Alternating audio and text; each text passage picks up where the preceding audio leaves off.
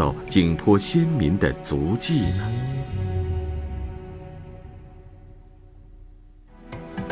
奇特的丧葬习俗，据说能把逝者的灵魂送回北方的老家。神秘的器物印证着远古文化的一脉相承。古老的景颇刀铭刻着与中原王朝的深厚渊源。请继续收看《解密景颇族》。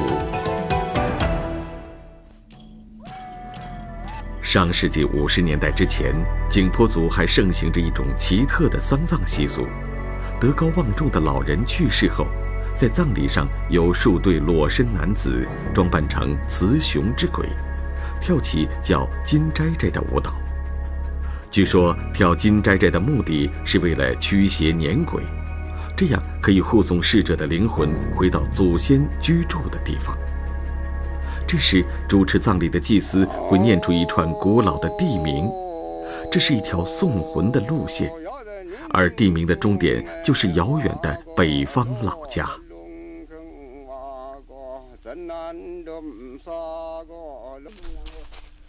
由于今天的景颇族已经不再保留这样的习俗，要找到一座50年前修建的墓地并不容易。在景颇村寨一位村民的带领下，我们在大山深处终于找到了一座山关的墓地。这座墓葬的形制显得非常奇特。这个呢，就是埋了2口子，埋2口子。这个过去呢，就是景颇人的习俗呢，就是这个埋那个老人呢，埋老人的话，就是两边要挖得很深，然后呢，人呢埋在中间，然后给他盖那个一个尖头的房子，圆房子。本身现在我们住的房子已经不是这种款式了，那么我们盖呢，只是跟一些老人去世的老人盖这种房子，的意思就是，我们祖先在的地方的房子是这样的。那你现在要回去老祖先在的地方了，那同样也给你盖给你一个老家的这个房子。那么，景颇人魂牵梦绕的北方老家究竟在哪里呢？李向前把目光投向了远古时代氐羌人生活过的黄河流域，试图从中原文明的发源地中寻找景颇先民的足迹。在对距今6300多年前的半坡文化遗址的考察中，让李向前意想不到的是，他看到的半坡村落遗址竟然与景颇族墓葬所模仿的祖先居住环境有着惊人的相似。半坡氏族人呢，就过去呢，就是他居住的地方，他要挖那个寨壕，比如说一家一户的那种也有家壕，然后把房子呢盖在中间，是这样的。所以他为什么挖这个沟？当时呢，一个是防水，一个呢放那个时候动物野兽进入，是吧？再一个呢是防这个外敌。所以我们通过这个呢，会看到，半坡氏族这个文化和景颇的这个文化是相对应、相吻合的。难道这里就是景颇人念念不忘的北方老家吗？为了找到进一步的证据，李向前又来到了与中原仰韶文化大致同时期的红山文化遗址，进行更深入的考察。在红山文化遗址中，一件古老器物的出现，让李向前简直不敢相信自己的眼睛。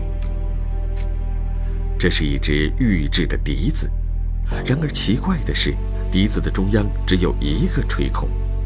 那么，它究竟是如何吹奏的呢？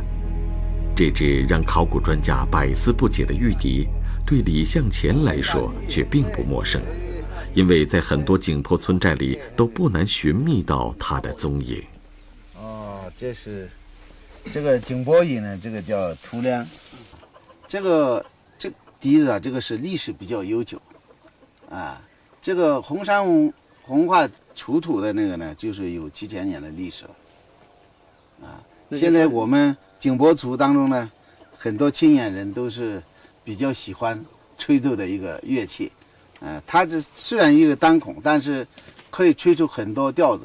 大概现在我们了解到的大概有14种音调，所以这个图梁呢是我们景颇族独有的一种乐器。